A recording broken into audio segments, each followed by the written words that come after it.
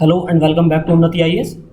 UPSC EPFO के syllabus में हम इंग्लिश की सीरीज़ देख रहे थे और इंग्लिश का आज हमारा थर्ड लेक्चर है। पिछले दो लेक्चर में हमने वन वर्ड सब्स्टिट्यूशन देखे थे, हम इसमें भी वन वर्ड सब्स्टिट्यूशन देखेंगे। जैसे कि हमने आपको बताया था कि हम आपको इंग्लिश में तीन टॉपिक कवर कराएंगे: one word substitution, idiom phrases और सिनोनिम एंटोनिम्स। हालांकि सिनोनिम एंटोनिम्स बहुत लंबा है, इसमें बहुत ज़्यादा सिनोनिम एंटोनिम्स होते हैं, तो सारे तो कवर कराना पॉसिबल नहीं है। जो इंपॉर्टेंट होंगे एग्जाम पर्सपेक्टिव से हम सिर्फ उन्हीं को ही कवर कराएंगे। और एक चीज़ और कि स्पेक्ट्रम की जो हमारी सीरीज चल रही है, स्पेक्ट्रम और इंग्लिश को हम 15 जुलाई तक कंप्लीट कर लेंगे, जिसमें हम स्पेक्ट्रम तो साथ साथ चलेगा ही, इंग्लिश भी साथ साथ चलेगा। स्पेक्ट्रम को हम थोड़ा इसलिए लेट कर रहे हैं क्योंकि आपके अच्छा रेस्पॉन्स नहीं आने की वजह से हम स्पेक्ट्रम में थोड़ा दो तीन दिन में एक लेक्चर डाल रहे हैं। अगर आपका अच्छा रेस्पॉन्स आएगा तो हम स्पेक्ट्रम की सीरीज भी आपको डेली प्रोवाइड करेंगे लेक्चर। और दूसरी चीज़, जैसे कि अब हमने सोचा है कि इंग्लिश कंप्लीट होने के साथ साथ ही हम आपको इंग्लिश कंप्लीट होते ही हम आपको साथ में कंप्यूटर की क्लासेस भी प्रोवाइड करा देंगे, क्योंकि कंप्यूटर से भी मिनिमम 5 क्वेश्चन आपको देखने को मिलेंगे एग्जाम में। 5 से 7 क्वेश्चन आराम से आएंगे, तो ये बहुत बड़ा इसका भी बहुत वेटेज रहेगा। 5 से 7 क्वेश्चन बहुत होते हैं यूपीएससी के एग्जाम में और बहुत ईजी क्वेश्चन आते हैं, इसलिए कंप्यूटर अवेयरनेस के क्वेश्चन आएंगे आपसे। जैसे कि एग्जाम में दिया हुआ है, बहुत वेग सिलेबस है यूपीएससी ने। जो कंप्यूटर का सेक्शन में सिर्फ इतना ही लिखा है, general science and computer applications और अवेयरनेस। तो कंप्यूटर एप्लीकेशंस के अनुप्रयोग देखेंगे हम, यानी कि कंप्यूटर के जो उपयोग है कहाँ कहाँ किस किस क्षेत्रों में है। और दूसरी उनके बेसिक अवेयरनेस कि आपको पता होना चाहिए कि कंप्यूटर की बेसिक टर्मिनोलॉजी क्या होती है, जैसे एसएमपीएस क्या होता है, यूएसबी क्या होती है, इनके काम क्या होते हैं, तो डेटा ट्रांसफर किसे कहते हैं, डेटा कम्युनिकेशन क्या होता है। तो इस तरह से आपको कुछ बेसिक टर्म्स पता होने चाहिए। तो अब आते हैं अपने टॉपिक पर। इंग्लिश में जैसे कि हम वन वर्ड सब्स्टिट्यूशन देख रहे थे, तो वन वर्ड सब्स्टिट्यूशन में हमने शुरू के 2 लेक्चर्स में देखा था कि ऐसे वर्ड्स जो किसी स्पेशल पर्सन को आइडेंटिफाई या डिनोट करें, संबोधित करें, ऐसे पर्सन जो किसी स्पेशल पर्सन को डिनोट करें। आज के लेक्चर में हम देखेंगे ऐसे वर्ड्स जो किसी ऑब्जेक्ट को डिनोट करें। देखिए, पर्सन्स, पिछले वाले जो 2 लेक्चर में हमने पर्सन्स को देखा है। पर्सन्स कोई सिर्फ लिविंग थिंग ही हो सकती है, और या कोई केवल व्यक्ति के ही बारे में बात हो रही थी। पिछले 2 लेक्चर्स में हमने ऐसे वर्ड देखे थे जो किसी स्पेशल व्यक्ति के ही बारे में बात कर रहे थे, जैसे कि पॉलीगेमी, एक किस स्पेशल कैटेगरी की बात हो रही थी, पॉलीगेमी। इसी तरह पॉलीएंड्री, इसी तरह पॉलीग्लोट के जिसको कई भाषाओं का ज्ञान हो। तो ऐसे वर्ड्स जो किसी स्पेशल व्यक्तियों को डिनोट करें, संबोधित करें, स्पेशल कैटेगरी के व्यक्तियों को। लेकिन अब आज के लेक्चर में हम देखेंगे one word denoting general objects, ऐसे वर्ड जो किसी ऑब्जेक्ट को यानी कि किसी वस्तु को संबोधित करें, किसी स्पेशल वस्तु को। अब वो वस्तु कोई लिविंग थिंग भी हो सकती है और कोई नॉन लिविंग थिंग भी हो सकती है। तो उसके बाद आज हमारे 2 लेक्चर आएंगे, इंग्लिश के 1 लेक्चर और आएगा, जिसमें हम देखेंगे one word substitution denoting the places, ऐसे वर्ड्स जो किसी स्थान को संबोधित करें। मतलब कि जैसे किसी रहने का स्थान, घोड़ों के रहने का स्थान, सुअरों के रहने का स्थान, तो ऐसे जगहों को, किसी के रहने के स्थान को संबोधित करें। तो आज के लेक्चर में हम इस एक ही लेक्चर में इस पूरे सारे डिनोटिंग जनरल ऑब्जेक्ट्स, इस पूरे टॉपिक को कवर कर देंगे। इसमें हमारे लगभग 81 वर्ड्स हैं, इसको हम इसी लेक्चर में कवर कर लेंगे। तो शुरू करते हैं अपने पहले वर्ड से, एब्डिकेशन, त्याग, यानी कि त्यागना, यानी कि छोड़ देना। वॉलंटरी गिविंग अप भी एक फ्रेज है। गिविंग अप होता है फ्रेज, इसका मतलब होता है त्याग देना या छोड़ देना। Voluntary giving up of throne in favour of someone, किसी दूसरे के फेवर में, यानी कि किसी दूसरे के लिए कोई चीज या सिंहासन छोड़ देना, त्याग देना। दूसरा है एल्मेनेक, पंचांग, an annual calendar with position of stars. पंचांग क्या होता है? एक राशि वाला कैलेंडर जो ग्रहों के बारे में बताता है। तीसरा है एम्फीबियन, उभयचर, बहुत अच्छी तरह वाकिफ होंगे आप इस वर्ड से, आपने साइंस में पढ़ा होगा। Animal that live both on land and sea, ऐसे जानवर जो पानी और जमीन दोनों पर रह सकते हैं। चौथा है हमारा एलिगोरी, रूपक, a story that express ideas through symbols, एक ऐसी कहानी जो चिन्हों के जरिए या संकेतों के माध्यम से वर्णन जिसका किया जाए, संकेतों के माध्यम से या चिन्हों के माध्यम से। जैसे कि आप इसका एग्जांपल एक देख सकते हैं आप, हड़प्पन स्क्रिप्ट, उसमें चित्रों का और चिन्हों का इस्तेमाल किया गया है, इसीलिए उसको अब तक पढ़ा नहीं जा सका है। अगला है हमारा 5th एनोमोली, विसंगति, डिपार्चर फ्रॉम कॉमन रूल, यानी कि किसी एक कॉमन रूल से हटकर, यानी कि कोई एक्सेप्शन केस, विसंगति जिसमें होती है। जैसे कि आप देखते हैं साइंस में कोई फॉर्मूला होता है तो वो हर चीज़ पर लागू नहीं होता है, 99% पर तो लागू होगा, लेकिन किसी एक चीज़ पर एक्सेप्शन केस भी होता है। तो इस तरह के केसेस को क्या कहते हैं? एनोमोली, विसंगति। छठा है हमारा एक्वेटिक, ये भी बहुत इजी है, जलीय, animals that live in water, ऐसे जानवर जो पानी में रहते हो, एक्वेटिक हो। एक्वेटिक से ही आपको समझ में आ रहा होगा पानी की संबंधित कोई बात हो रही है। फिर है सेवंथ हमारा ऑटोबायोग्राफी, आत्मकथा, the life history of a person written by himself, एक व्यक्ति की लाइफ हिस्ट्री यानी कि पूरी जीवन का इतिहास, और किसका इतिहास, जिसका इतिहास है उसी के द्वारा लिखा गया है। आठवां है हमारा, अगला है हमारा एक्सियोम, स्वयं सिद्ध, a statement accepted as true without proof, एक ऐसा कथन जो किसी प्रूफ के बिना यानी कि किसी सबूत के बिना जिसको सही मान लिया गया हो, एक्सेप्ट कर लिया गया हो। नाइन्थ है हमारा एनोनिमस, गुमनाम, बियरिंग नो नेम, जिसका कोई नाम ना हो या जिसका कोई नाम का पता ही ना चले। 10वां है बैलिग्रेंट, युद्धरत, one that is in war like mood, कोई ऐसा चीज जो हर वक्त लड़ाई के मूड में हो, जैसे कि इजराइल फिलिस्तीन का कॉन्फ्लिक्ट था जो हर वक्त लड़ाई के ही युद्ध की ही रूप में दिख रहा था। अगला है हमारा 11th बायोग्राफी, जीवनी, the life history of a person written by some other person. देखिए ऑटोबायोग्राफी और बायोग्राफी में यही फर्क है। ऑटोबायोग्राफी जिस व्यक्ति में की जीवन कथा होती है उसी के द्वारा लिखी जाती है, उसे ऑटोबायोग्राफी कहते हैं। और बायोग्राफी जैसे आप मेरे जीवन पर कोई एक जीवन कथा लिख रहे हैं या जीवनी लिख रहे हैं, लेकिन वो लिख तो मेरी रहे हैं और लिख आप रहे हैं, तो किसी एक की जीवन कथा किसी दूसरे के द्वारा लिखी जाना उसे बायोग्राफी कहते हैं। लेकिन सेल्फ हिस्ट्री अपनी लिखी जाना किसी व्यक्ति के द्वारा, जैसे मैं अपनी ही जीवन का पूरा इतिहास लिख दूं तो वो मेरी ऑटोबायोग्राफी कहलाएगी। अगला है हमारा बायोप्सी, जीवित ऊतकों की जांच, एग्जामिनेशन ऑफ लिविंग टिश्यूज। हमने आपको ये वर्ड्स के मीनिंग साथ में कहीं नहीं मिलेंगे, हमने आपको साथ में मीनिंग भी प्रोवाइड इसीलिए की है ताकि आपको आसानी से याद रखने में आसानी रहे। एग्जामिनेशन ऑफ लिविंग टिश्यूज, ताकि आप इसके मीनिंग याद रखने के बाद आराम से ऑप्शंस को देखकर ही आप समझ सकते हैं आंसर को, क्योंकि आपको इसमें यूपीएससी जब एग्जाम में आपसे वन वर्ड्स का मीनिंग पूछेगी तो आपको ऑप्शन जो दिए जाएंगे वो भी इंग्लिश में ही दिए जाएंगे, ना कि हिंदी में। अगला है हमारा 13 ब्लास्फेमी, ईश्वर निंदा, N act of speaking against religion, एक ऐसा कृत्य या ऐसा व्यवहार जो किसी धर्म के विरुद्ध किया गया हो। तो इसको देखिए, हर चीज जो भी आपके सिलेबस से रिलेटेड है, अगर आप उसको अपने प्रैक्टिकल जीवन से यानी कि अपनी दिनचर्या से जोड़कर देखेंगे तो उसको याद रखना आसान हो जाएगा। जैसे कि आपने अभी पिछले 2 या 3 साल पहले ब्लास्फेमी के बारे में केस सुने होंगे।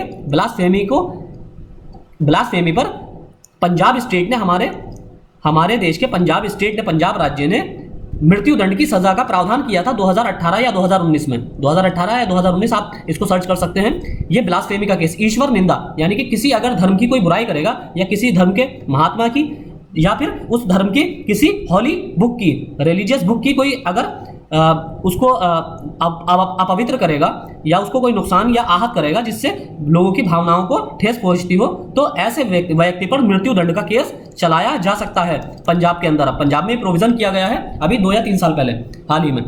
अगला है क्रोनोलॉजी, कालक्रम, events present in order of occurrence, कालक्रम जिसका हम बहुत ज्यादा आपसे जिक्र करते हैं क्योंकि यूपीएससी क्रोनोलॉजी बेस्ड क्वेश्चन पूछती है, यानी कि इवेंट में टाइम बेस्ड, टाइम सीरीज के हिसाब से किसी इवेंट की घटना, कोई घटना का घटित होना। फिर है अगला कॉन्स्क्रिप्शन, भर्ती, compulsory enlistment of military service. ये फॉर्मूला कहां पर लागू होता है? इजराइल में कंपलसरी एनलिस्टमेंट है मिलिट्री सर्विसेज में। 18 साल के बाद हर व्यक्ति को 2 साल की सर्विस मिलिट्री में देनी होती है। अगला है हमारा 16 क्रूसेड, धर्मयुद्ध एंड रिलीजियस वार। क्रूसेड का वर्ड आप देखेंगे कि सिर्फ 2 ही, एक युद्ध मतलब 2 धर्मों के बीच में ही धर्म युद्धों की जो लड़ाई होती है, सिर्फ 2 ही धर्म ऐसे हैं जिनके लड़ाई को क्रूसेड कहा जाता है, वो है इस्लाम और दूसरा है ज्यूडिज्म, ज्यूडिज्म। इन 2 धर्मों के बीच जो युद्ध होता है उसे धर्म युद्ध या क्रूसेड कहते हैं, या फिर ज्यूडिज्म की जगह क्रिश्चियनिटी। आप देखेंगे कि ये 2 धर्म जो युद्ध हुए हैं अब तक पूरे इतिहास में विश्व के सिर्फ 2 ही धर्म युद्ध हुए हैं और वो दोनों ही इसी से रिलेटेड हैं। अगला है हमारा 17, हमारा वर्ड नंबर 17, ड्रॉन, बराबरी, यानी कि ड्रॉ हो जाता है, जैसे किसी मैच का ड्रॉ होना। ड्रॉ का मतलब क्या होता है कि कोई नहीं जीता। A game that results neither in victory nor in defeat. Eatable, खाने योग्य, एनीथिंग टू बी ईटन, एक ऐसी चीज जो खाने के योग्य हो। फिर है एडिबल, खाद्य, ऐसी चीज, फिर टू बी ईटन, जो खाद्य वस्तु सामग्री हो। दोनों में डिफरेंस है। ईटेबल एक ऐसी चीज जो खाने योग्य हो, और ऐसी ईडेबल एक है ईट एबल और इडेबल। इडेबल ये वर्ड ज्यादातर यूज किया जाता है एडेबल खाद्य वस्तुओं के लिए।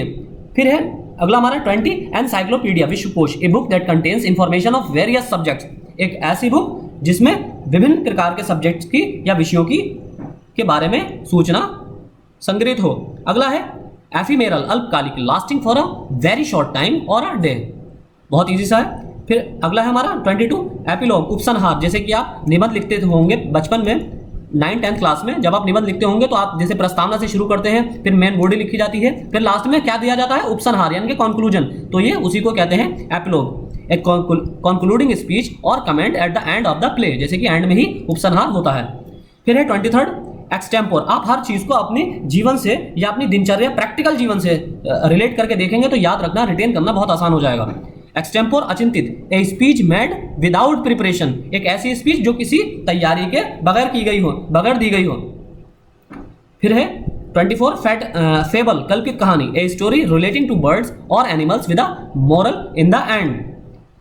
25th हमारा फैसिमिल, प्रतिकृति, an exact copy of hand writing, an exact copy of hand writing. 26 हमारा फैटल, घातक, ये भी बहुत इजी है, दैट कॉजेज डेथ, ऐसी चोट या ऐसी इंजरी जो जिससे मौत होना निश्चित हो। अगला है 27 फौना, जीव जंतु, इसको भी आपने पढ़ा होगा एनवायरनमेंट में, फौना और फ्लोरा। फौना होता है जीव जंतु, the animals of a particular region, किसी एक क्षेत्र के, किसी पर्टिकुलर विशेष क्षेत्र के जीव जंतु, और फ्लोरा पेड़ पौधे, किसी पर्टिकुलर क्षेत्र के पेड़ पौधे या फूल। फिर है 29 फ्रेजाइल, नाजुक, that can be easily broken, fragile क्या होता है, नाजुक यानी कि ब्रिटल, जिसे भुरभुरा कहते हैं, यानी कि बहुत आसानी से तोड़ा जा सके जिसको। 30 है ग्रिगेरियस, झुंड में रहने वाला, animals which live in flock, flock कहते हैं झुंड को, use for human beings also, ये ह्यूमन बींग के लिए भी इस्तेमाल किया जाता है ग्रिगेरियस। अगला हमारा 31 इलिजिबल, अस्पष्ट, इनकेपेबल ऑफ बीइंग रीड, एक ऐसी लिपि जिसको पढ़ा ना जा सके, मतलब वो जो अस्पष्ट हो, ऐसी नहीं जो जिसको पढ़ने, मतलब एक लिपि तो वो होती है जो पढ़ी ही नहीं गई है, जैसे हड़प्पन लिपि, एक ऐसी लिपि जैसे मतलब गंदी हैंड राइटिंग जिसको आप पढ़ ना पाए। फिर 32 है इनएक्सेसिबल, दुर्गम, ए पर्सन और place that can not be easily approached, एक ऐसा व्यक्ति या स्थान जहां पर पहुंचना, जिसके पास पहुंचना मुश्किल हो या आसान ना हो। 33rd है इम्प्रैक्टिकेबल, अव्यवहार्य, इनकेपेबल ऑफ बीइंग प्रैक्टिस। अगला है हमारा इनऑडिबल, अश्रव्य, a sound that can not be heard, एक ऐसी आवाज या साउंड जिसको सुना ना जा सके। इनकॉरिजिबल, असंशोधनीय, इनकेपेबल ऑफ बीइंग करेक्टेड, एक ऐसी गलती जिसको सही या सुधारा ना जा सके। 36 से हमारा इररिपेयरेबल, अपूरणीय, एक इनकेपेबल ऑफ बीइंग रिपेयर्ड, एक ऐसी मतलब एक ऐसा कि खराबी जिसको रिपेयर ना किया जा सके, मेंटेनेंस जिसकी ना की जा सके। 37 हमारा इनडेलिजिबल, अमिट, इसको आप अपने व्यक्तिगत जीवन से या अपने आसपास अवेयरनेस की वजह से भी जोड़कर दे सकते हैं। इस वर्ड को आपने कहीं सुना होगा, इनडेलिजिबल, अमिट, a mark that can not be erased, इसको आपने सुना होगा इलेक्शन कमीशन के पर्सपेक्टिव में कि वो जो मार्क वो इंक लगाते हैं, वो इंक क्या होती है, इनडेलिबल, जिसको मिटाया ना जा सके। फिर है 38 इनफैलिबल, अचूक, one who is free from all mistakes and failures, एक ऐसा व्यक्ति जो सारी गलतियों से, सारी असफलताओं से फ्री हो, मुक्त हो, यानी कि जो ना तो कोई गलती करे ना कभी असफल हो। फिर 39 इनएडिबल, अनिवार्य, not fit to eat, inedible, sorry इसका मीनिंग गलत लिखा हुआ है, इनएडिबल होता है नॉट फिट टू ईट, जो खाने योग्य ना हो। फिर है 40 इनफ्लेमेबल, ज्वलनशील, इसको भी आप अपने जीवन से जोड़कर देख सकते हैं। Liable to catch fire easily, इसको आपने कहीं पढ़ा होगा, 100% आपने ये वर्ड कहीं ना कहीं पढ़ा होगा, और वो जगह है या तो आपने जो माल गाड़ियां होती हैं, ट्रेन होती हैं, कंटेनर ट्रेन जिनमें पेट्रोल भरकर जाता है, उनके डिब्बों पर पड़ा होगा इनफ्लेमेबल, या ट्रक जो होते हैं कंटेनर ट्रक, उनके ट्रक्स पर पड़ा होगा हाईली इनफ्लेमेबल, अत्यधिक ज्वलनशील। अगला है हमारा 41 इनएविटेबल, अपरिहार्य, that can not be avoided, ऐसी चीज जिसको अवॉइड या नकारा या छोड़ा नहीं जा सकता। 42 है हमारा indispensable, that can not B dispensed with और रिमूव्ड, ऐसी चीज जिसको हटाया नहीं जा सकता। 43rd हमारा इंटररेग्नम, दो सत्ता शासन के भीतर का समय, a period of interval between two regimes and governments, जैसे कि इसका एक एग्जांपल है 1540 से लेके 1555 के बीच शेरशाह सूरी का शासन, जब हुमायूं को हटा दिया था उन्होंने, तो दो सत्ताओं के बीच, और दोबारा फिर हुमायूं का शासन आ गया था 1555 में, और उसमें उनकी मृत्यु हो गई थी।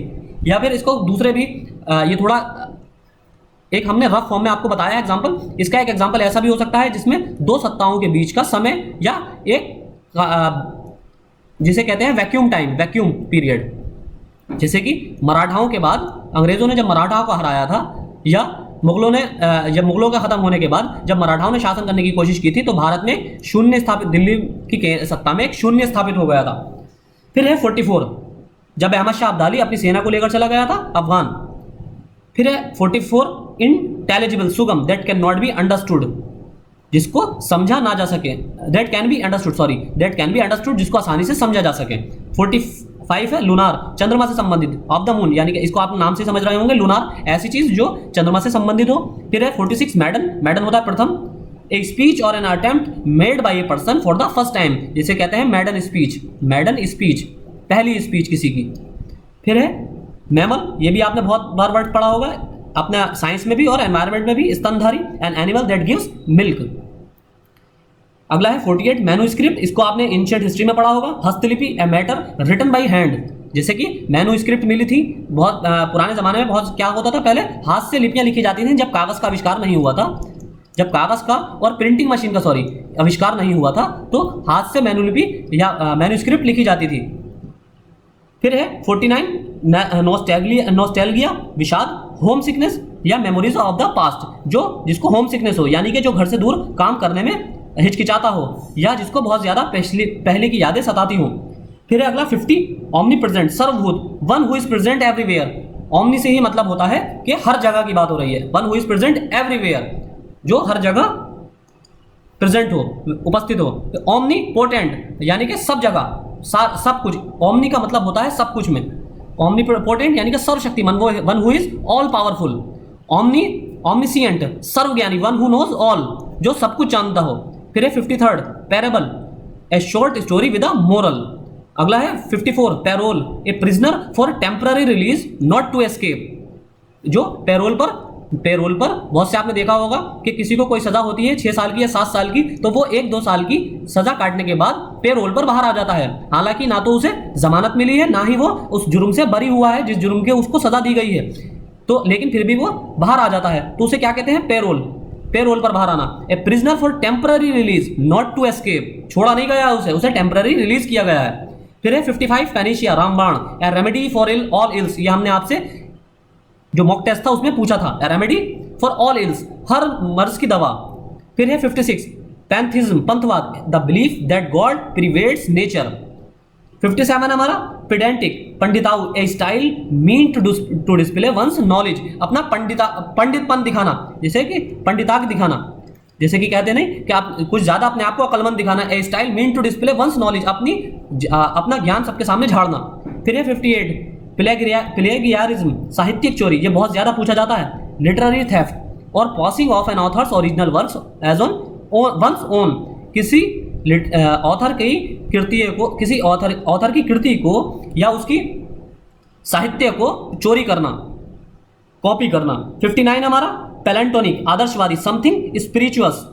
फिर है 60 portable, that can be carried in hand, जैसे कि हम कहते हैं कि लैपटॉप क्या है, बहुत पोर्टेबल होते हैं। पहले के जो कंप्यूटर होते थे डेस्कटॉप, वो पोर्टेबल नहीं होते थे, यानी कि आप उनको एक स्थान से दूसरे स्थान तक लेके जाने में असमर्थ थे। अब आप क्या करते हैं, जैसे ट्रेन में सफर कर रहे हैं तो आप अपने घर से अपना लैपटॉप भी लेके जा सकते हैं, पूरा कंप्यूटर लेकर चले गए आप। पहले के आप डेस्कटॉप था, आप क्या उसको लेके जा सकते हैं, कभी नहीं लेके जा सकते। तो पोर्टेबल क्या होता है, जिसको आसानी से कैरी किया जा सके, लेके जाया जा सके। तो हमने सिर्फ वही, इसमें वन वर्ड सब्स्टिट्यूशन हम आपको वही करा रहे हैं जो एग्जाम पर्सपेक्टिव से इंपॉर्टेंट है। फिर है अगला 61 पोर्टेबल, पीने योग्य, फिट टू ड्रिंक।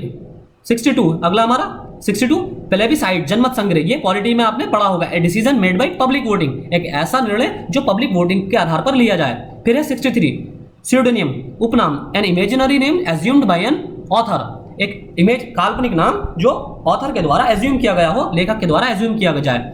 64 है हमारा क्वारंटाइन, बहुत अच्छी तरह वाकिफ हो गए होंगे पिछले 1.5 साल में, बच्चा दुनिया का इससे वाकिफ हो गया। उससे पहले आपने कभी ये वर्ड ही नहीं सुना होगा, क्वारंटाइन।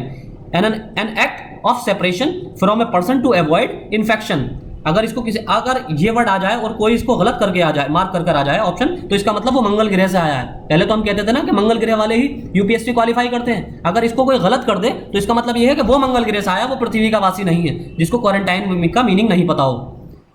फिर है 65, क्वाड्रप्ड, चौपाया, एन एनिमल विद 4 फीट, एक ऐसा जानवर जिसके 4 पैर होते हैं। 66 है हमारा रेफरेंडम, ये भी इसी पर्सपेक्टिव में यूज किया जाता है, प्लेबिसाइड के, जनमत संग्रह, general vote for the of the public to decide a question और टू डिसाइड ए आंसर। फिर है रेड टेपिज्म, लाल फीताशाही, बहुत सुना होगा आपने यूपीएससी की तैयारी में। Officially formality resulting a delay, officially formality एक जिसे कहते हैं कार्यालय की देरी, कार्यालय के द्वारा औपचारिक देरी। 68 रिगेलिया, इनाम, dress with medals, ribbons worn at official ceremonies. फिर है 69 सैक्रिलेज, सैक्रिलेज क्या होता है? अपवित्रीकरण, violating the sensitivity of religious place और ऑब्जेक्ट्स, किसी धार्मिक स्थान की या किसी धार्मिक ग्रंथ को अपवित्र करना या अपवित्र करने की भावना रखना, सैक्रिलेज। 70 है हमारा sinecure, a job with high salary but a little responsibility, एक ऐसी नौकरी जिसमें बहुत हाई सैलरी मिले, हाई पेड सैलरी हो लेकिन काम बहुत कम या रेस्पॉन्सिबिलिटी, जिम्मेदारियां बहुत कम हो। और लास्ट स्लाइड हमारी इस 71 सॉलिक्वी, आत्मभाषण, a speech made when one is alone, आत्मभाषण यानी कि अकेले में खड़े होकर भाषण देना, जैसे कि बहुत से लोग वॉशरूम में बैठकर देते होंगे या नहाते टाइम जैसे लोग गाना गाते हैं, इसी तरह बहुत से लोग भाषण भी देते हैं। फिर है 72 soporific, a medicine that induce sleep, जो जिससे नींद आती हो, एक ऐसी मेडिसिन जिससे नींद आती हो। 73 है हमारा सोविनियर, यादगार, a thing kept in memory of an event, एक ऐसी घटना जो यादगार के तौर पर इंसान के पास रहे, साथ रहे। फिर है 74 स्वैन सॉन्ग, हंस गीत, the last literary work of a writer और एन आर्टिस्ट, आखिरी किसी राइटर का आखिरी कृति है स्वैन सॉन्ग। फिर 75 है सोलर, यानी कि जो सन से रिलेटेड हो, या आसानी से आप नाम से ही समझ सकते हैं। फिर है 76 ट्रांसपेरेंट, पारदर्शी, that can be seen through, ऐसी चीज जिसके आर पार देखा जा सके, और इसका अपोजिट क्या होता है? ओपेक, ओपेक इसका अपोजिट होता है जिसके आर पार ना देखा जा सके। फिर है 77 वेनियल, क्षम्य, a slight fault that can be forgiven, एक छोटी सी गलती जिसको माफ किया जा सके, जो क्षम्य हो, एक ऐसी गलती जो क्षम्य हो यानी कि माफी के लायक हो। फिर है 78 वर्बेटिम, प्रतिशब्द, रिपीटिशन ऑफ ए स्पीच और a writing word for word, किसी स्पीच या राइटिंग या लेख का word to word copy, speech copy करना। फिर है यूटोपिया, आदर्श लोक, an imaginary land with perfect social order, यानी कि जहां पर कोई क्राइम ना हो, एक ऐसा इमेजिनरी वर्ल्ड जहां पर कोई क्राइम ना हो, सबको बराबर का हक मिले, सबके पास बराबर से पैसा हो, सबकी, कोई अमीर नहीं हो, कोई गरीब नहीं हो, सब एक ही लेवल में हो। तो ये एक आइडियल सिचुएशन होती है जिसे यूटोपिया कहते हैं, जो कि रियलिटी में मिलना इम्पॉसिबल होता है। फिर है 80 ज़ोडिएक, राशि, a diagram showing the path of planets, एक ऐसा डायग्राम, एक ऐसा जिसे कहते हैं कि लेआउट, एक ऐसा लेआउट जिसमें प्लैनेट का यानी कि ग्रहों का रास्ता शो किया जाए। तो आज के लेक्चर में इतना ही था। एक अगला लेक्चर हमारा शाम में आएगा, वो भी वन वर्ड सब्स्टिट्यूशन का होगा। तो आज के लेक्चर में इतना ही। Thank you.